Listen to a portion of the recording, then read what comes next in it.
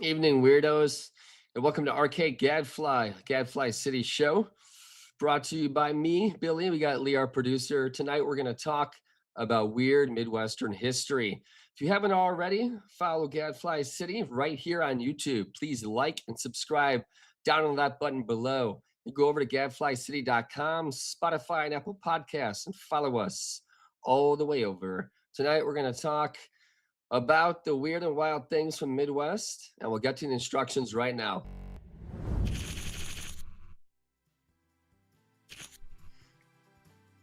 All right, to play, join on Substack and find the Google Forms on the answer sheet provided.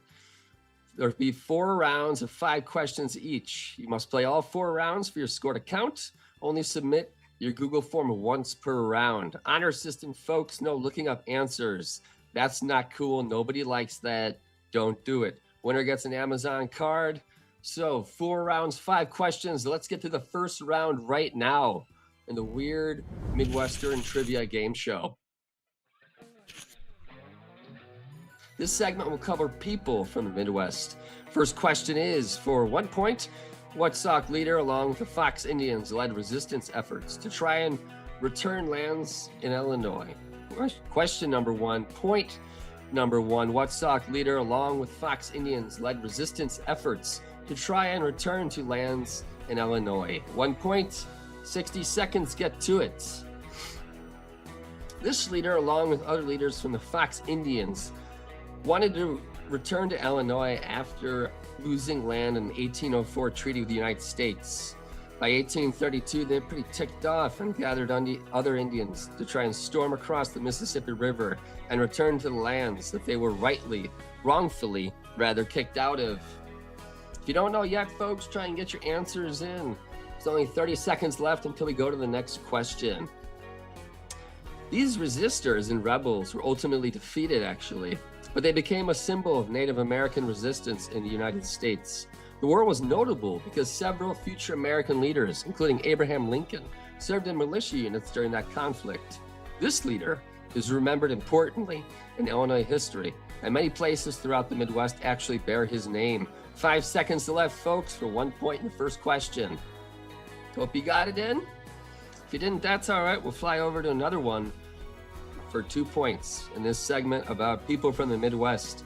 What Ottawa leader led a rebellion against the British after the French and Indian War? For 2 points. What Ottawa leader led a rebellion against the British after the French and Indian War? For 2 points.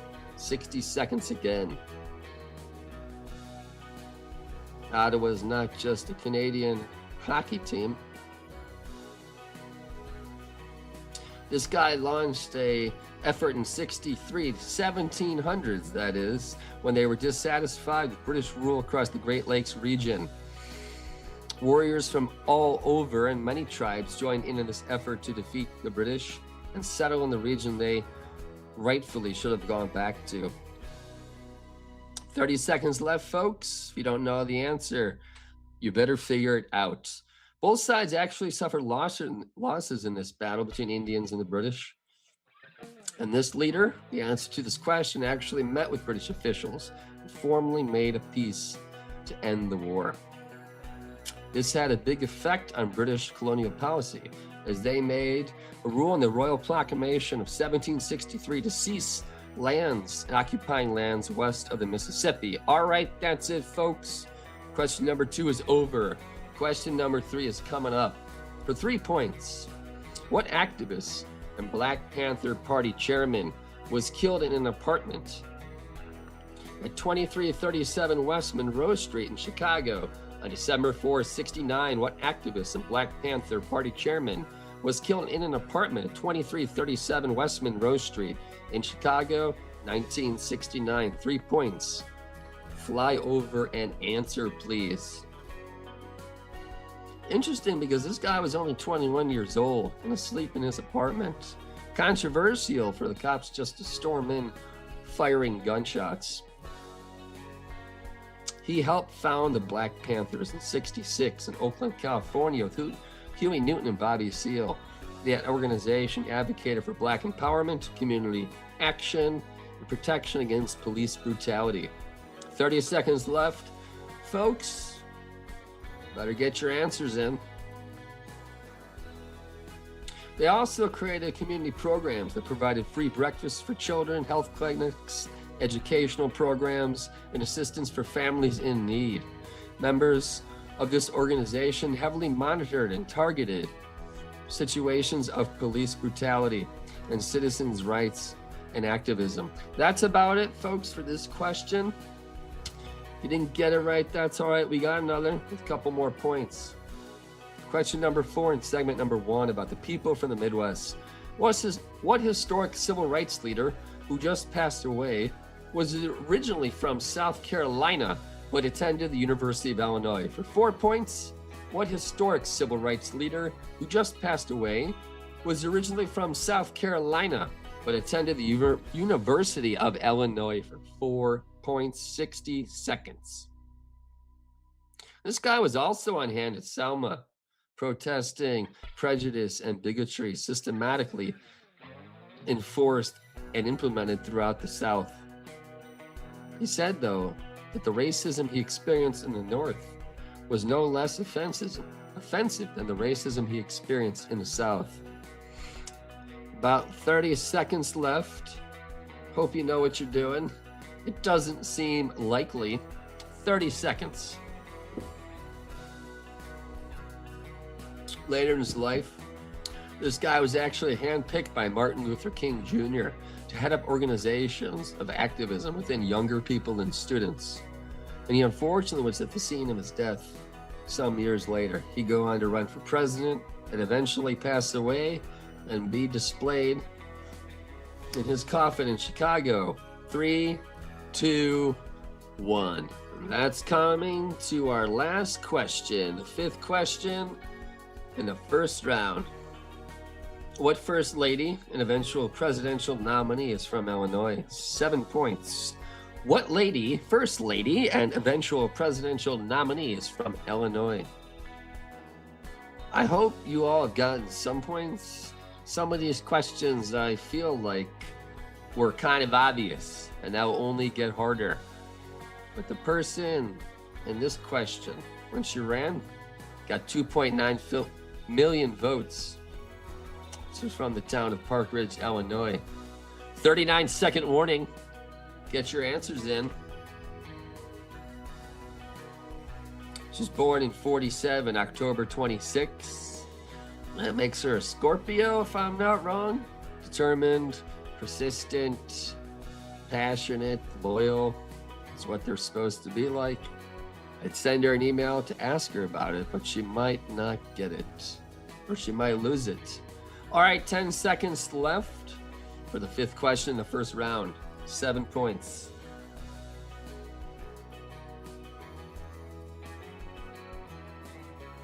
All right, that's it. We're going to take a little break to go tally those scores, and we'll be right back for round number 2. Thanks so much. Fly back soon.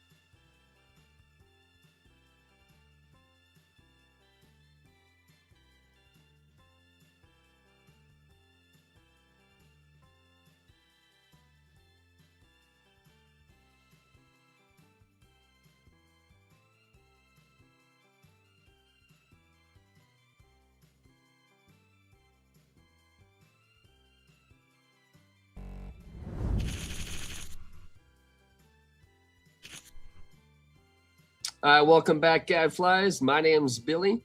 Glad you flew over tonight to play with us. If you haven't already, subscribe and like right below on YouTube and go over to gadflycity.com, Spotify, and Apple Podcasts and subscribe to get all kinds of great content, shows, and writing. Let's get to the answers right now for the first round. Segment number 1, people across the Midwest. What Sioux leader along with Fox Indians, led resistance efforts to try and return to Illinois? That was Black Hawk. Question number 2, what Ottawa leader led a rebellion against the British after the French and Indian War? That guy was Pontiac. What activist and Black Panther Party chairman was killed in an apartment on Monroe Street in Chicago on December 1969? That was Fred Hampton. What historic civil rights leader just passed away and was originally from South Carolina but attended the University of Illinois? That was Jesse Jackson, rest in peace. Finally, what first lady and eventual presidential nominee is from Illinois? That is Hillary Clinton. So we hope you got some of those right. If you didn't, that's all right. We got 5 more right now in round number 2, featuring the places across the Midwest and all their weird things. Question number 1 in segment number 2. What mountain hosted the largest labor uprising in United States history? For 2 points, what mountain hosted the largest uprising in United States history? This uprising involved 10,000 miners who fought mine owners, police, and eventually federal troops from August to September of 1921 as part of what became known as the larger Coal Wars, which must have been really smelly and gross. This was the largest labor uprising in United States history and the largest armed uprising since the American Civil War. In fact, 30 seconds left for you to answer. Most of these miners were from veterans from World War I, and the conflict began after years of dangerous working conditions, low wages, terrible mining town conditions, and the immediate spark was in 1921 with the killing of Sid Hatfield, connected to local labor and coal interests. All right, that's about it for question number 1, round number 2. For question number 2 in this round, in 1967, what city had one of the biggest and bloodiest riots in history tied to racism, police brutality, segregation, and inequality? 3 points. In 67, what city had one of the biggest and bloodiest riots in history tied to racism, police brutality, segregation, and inequality? 3 points, 60 seconds. You know the drill, I hope. This event is also called the 12th Street Riot. It's one of the deadliest urban rebellions in American history. It was a turning point in the civil rights movement, along with the Watts riot in Los Angeles and protests over assassinations like Medgar Evers and Martin Luther King Jr. 40-second warning. This question might be harder than the rest, I figure. They're only going to get harder. The riot began on July 23rd, 1967 and lasted for 5 days. It started after police brutality raided an unlicensed after-hours bar where people were celebrating the return of 2 Vietnam War veterans. Who's going to break up that party? More than 80 people were arrested. 43 people died during the unrest. 1,000 people were injured. 7,000 people were arrested over these 5 days. About 1,000 buildings were burned and damaged, unfortunately. And that is unfortunate that we have no more time left for this question. We'll go to the third one, which is, what park did President Obama give his acceptance speech after becoming the first African-American president to win the White House? 4 points. What park did President Obama give his acceptance speech at after becoming the first African-American to win the White House? Go ahead. At this event, there were around 200,000 people that showed up on a beautiful October night.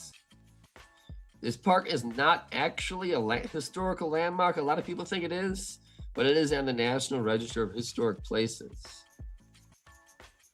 And there are a lot of other cool things built and traveled to within it. Just about 30 seconds left. Just a stone's throw is Soldier Field. And that is a National Historic Landmark. So it's interesting this park didn't get one.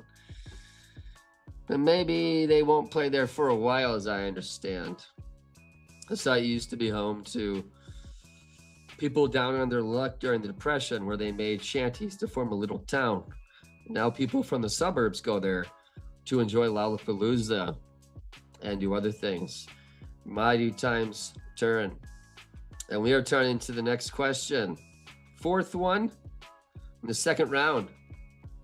A former governor and leading progressive figure, Robert La Follette, was from what state? 5 points. A former governor and leading progressive figure, Robert M. La Follette, was from what state?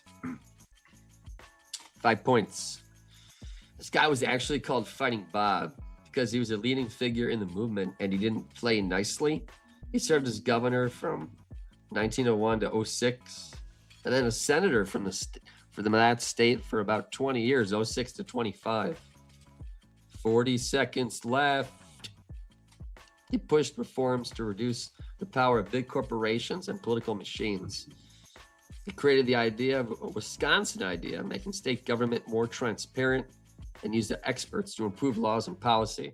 He championed reforms like direct election of senators, railroad regulation, worker protection, tax reform.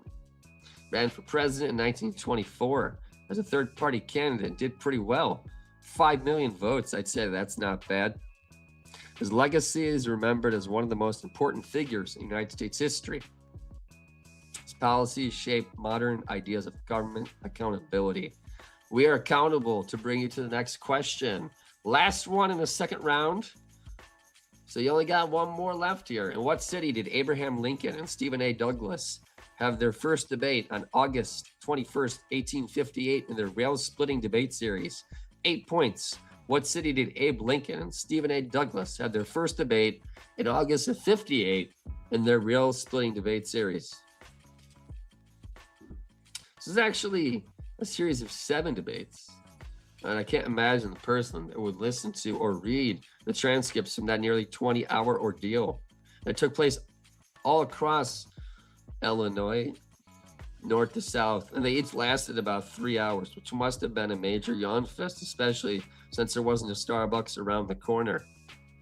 About 30 seconds left, folks. Get the name of the town in. The biggest issue they fought over and mashed ideas against was slavery. Douglas supported popular sovereignty. Lincoln was against that, relatively speaking.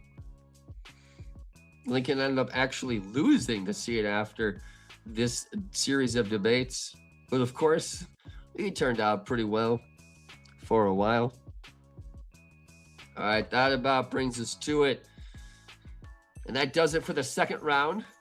We're going to fly away and tally up these scores, but we'll be back soon, and you should too. Thanks so much.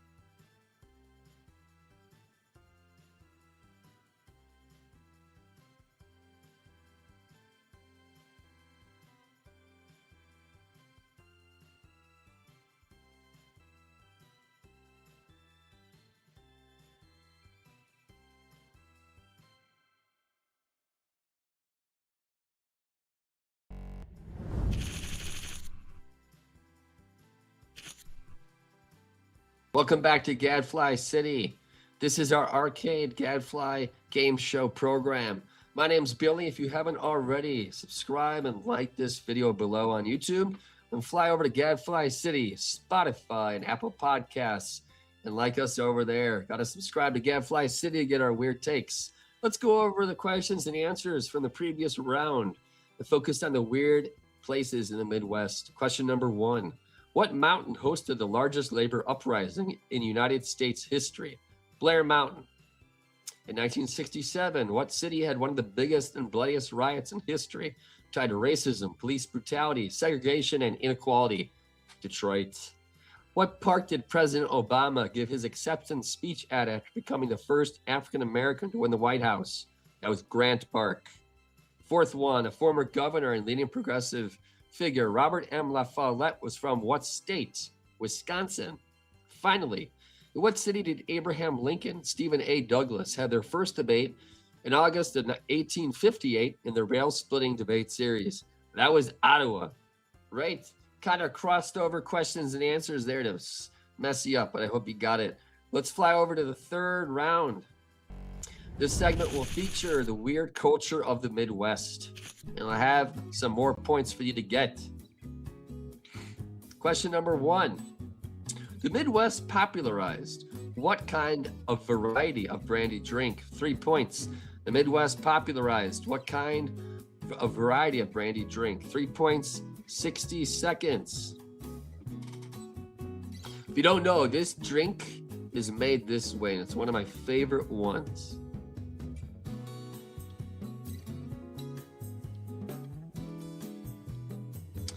You put brandy and with creme de cow, that's how you say it. Heavy cream and ice. Add some nutmeg if you want. If you want to make it, put it in a shaker with ice. Add the brandy, the creme, the heavy cream. Shake it well until it mixes cold and smooth. Not too frothy. About 30 seconds left.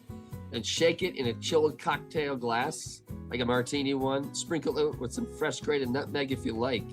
This drink has become especially popular in the mid-20th century, as it's known for its rich milkshake-like taste. It's pretty good if you're in Chicago. Check out the Pink Squirrel.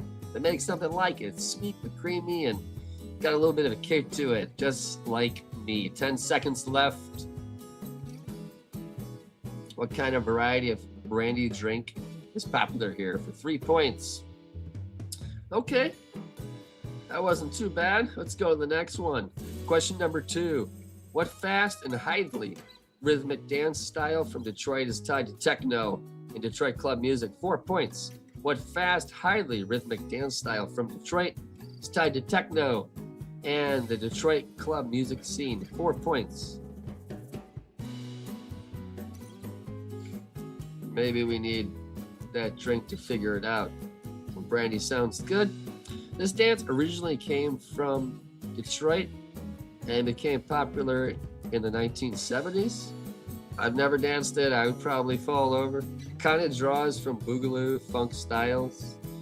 And these are just styles that sound fun. So I can't imagine how fun the dance is.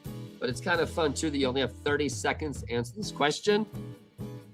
People lately are putting in techno. They're doing kind of battles to, dance off. I guess that's what they do right now. But it's a big part of the Detroit scene, and dance culture and dance battles. It's got a lot of attention lately through online videos on YouTube and showcases of Detroit dance across the 2000s. And we're traveling across the Midwest right now, and we're going to learn about weird people, culture, and places, among other things. We will move on to the third question in the third segment.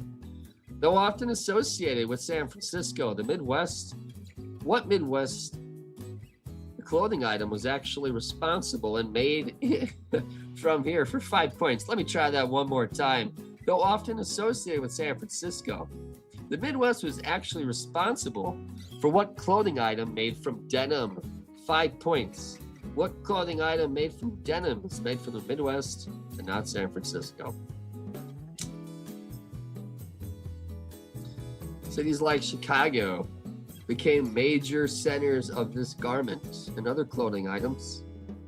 we had a lot of factories and railroads workers, and we're generally the hog butcher of the world, as Carl Sandburg wrote. But I can't imagine anyone would want to associate clothing with hog parts. So maybe that's not the most apt quote to use, but whatever. 30 seconds left. Try and answer what clothing item is made in the Midwest, but commonly associated with San Francisco. Put a flower in your hair if you go there. Maybe we think it's from there because of Levi, but I guess San Francisco and that area generally think they invented everything. Thank you, Facebook. The world sells about 2 to 5 billion of these clothing items, and it produces almost tens of billions of dollars in revenue. Tons of varieties: skinny, boot, low-rise, raw, cropped, etc., etc., etc., etc. Next question. Question number 4. What global icon of pop, R&B, and funk is from Minneapolis? For 6 points. What global icon of pop, R&B, and funk is from Minneapolis? If you don't know, this person pioneered what is known as the Minneapolis Sound, released era-defining multi-platinum albums. On some of his early stuff, he didn't just sing.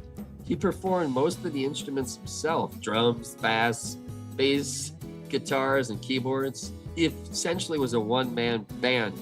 Most people use that phrase as nothing serious, but he did it seriously himself.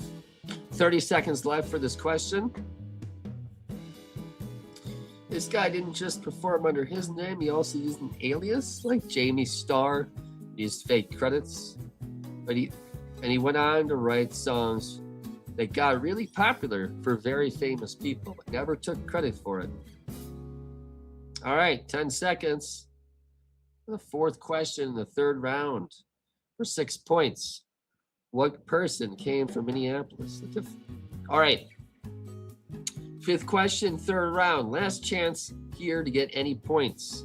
What famous writer came from a town in Missouri with the same name as a famous movie villain? 9 points.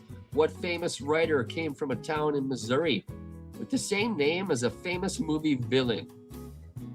This guy wasn't just a writer. He was an inventor. He had a lot of patents.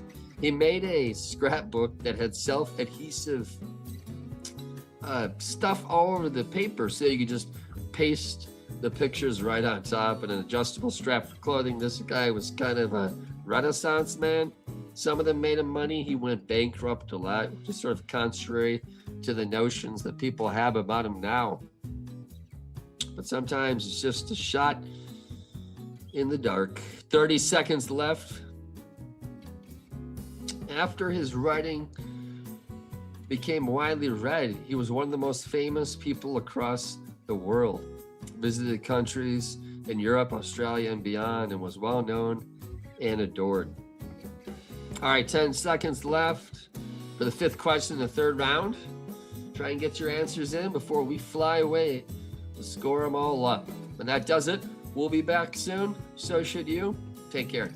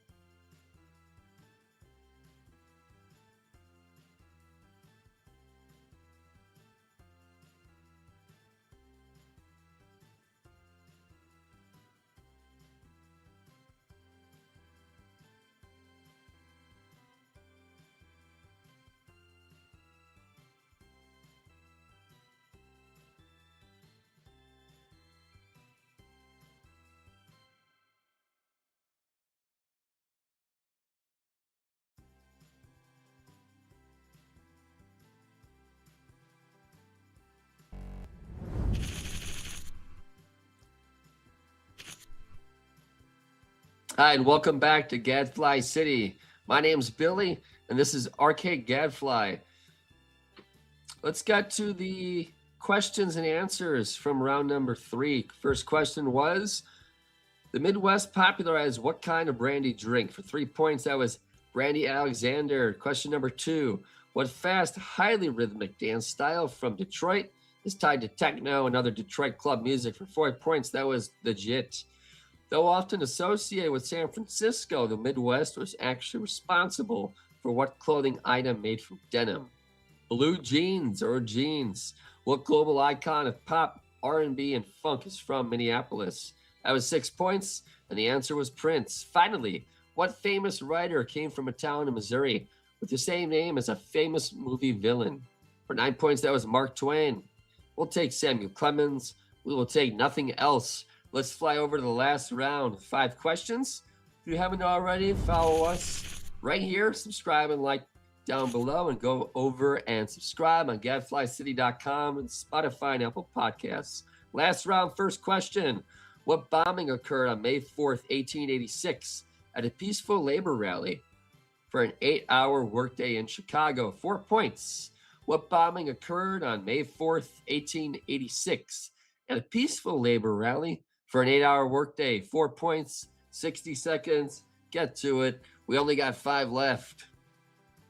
This is a very famous incident that went on to define the labor movement in general, but no one ever really figured out who threw the bomb and what started it. The identity of the person that lighted the spark and caused all the drama is still unknown to this day.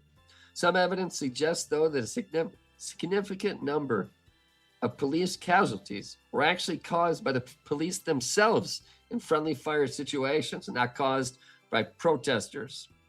All right, about 30 seconds left. Before chaos broke out, this event was relatively calm, and most of the people were leaving as the event was ending. However, 8 men were arrested and convicted, and convicted because they incited or supported anarchist ideas. Now, the name of this place lives on as a brewery in the West Loop of Chicago. Moving over to question number 2.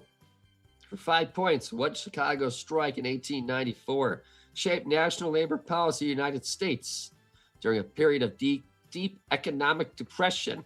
What Chicago strike in 1894 shaped national labor policy in the United States during a period of deep economic depression? 5 points, 60 seconds. Strike was more of a local walkout by workers at the business. Their wages were cut, as was typical in that time among workers of that class. However, the company still kept charges at the same levels they were in the company towns they made for rent, groceries, and other things like that. So the situation closely resembled that of sharecropping. About 30 seconds left to answer question number 2. The strike actually forced the federal government to send in troops.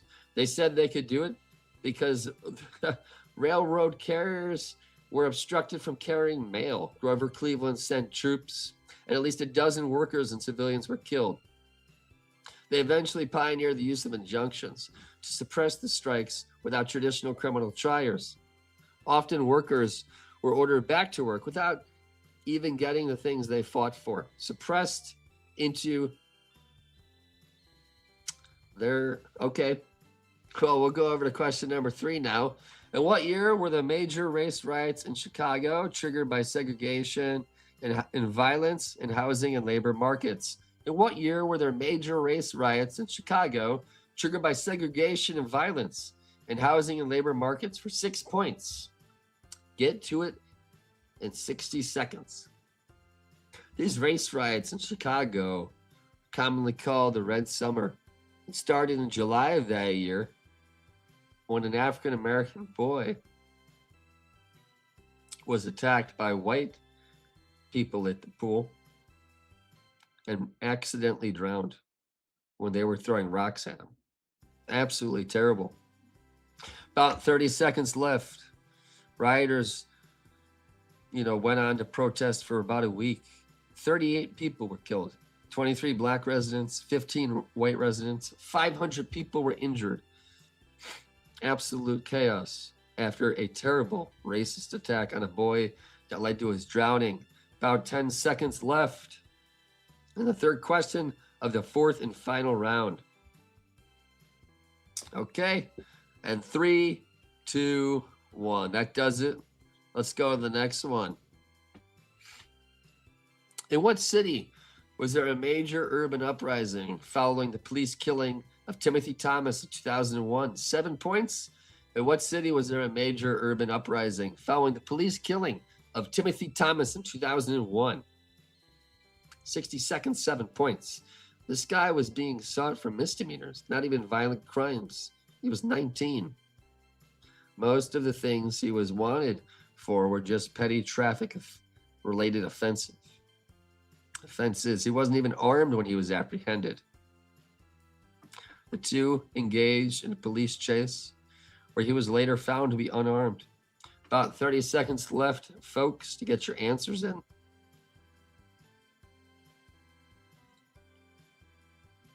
When police actually killed him, he became the 15th black man to be killed by Cincinnati in just a 6-year period preceding that time. But one of the most lasting outcomes from this terrible tragedy was the creation of a collaborative movement, a nationally noted reform effort involving community groups, city officials, and others, emphasizing community policing, accountability, and efforts to reduce racial disparities. So rebelling actually leads to change, Gadflies. Something important to remember as we will go on to the last question in this game. Question number 5 and round number 4. What group of people in the rural Midwest organized large-scale political rebellions against railroads, banks, and grain monopolies, shaping the populist movement in the late 1800s? 10 points. What group of people in the rural Midwest organized large-scale political rebellions against railroads, banks, and grain monopolies, shaping the populist movement in the late 1800s? 10 points. Last question. I'm not confident. Y'all will get it. Other notable Midwestern rebels and gadflies include one of my favorites, Cross of Gold, Father William Jennings Bryan, Mother Jones, who's more than just a magazine, and the infamous John Adams. About 30 seconds left. Then you got more of the intellectual heavy hitters like Jane Addams, Ida B. Wells. They really shaped the movements pushing back on racism, inequality, fighting for workers' rights, and other important initiatives. 10 seconds left. Get your answers in to the last question in the last round. In 3, 2, 1. We'll be back soon, folks. I'll fly away now.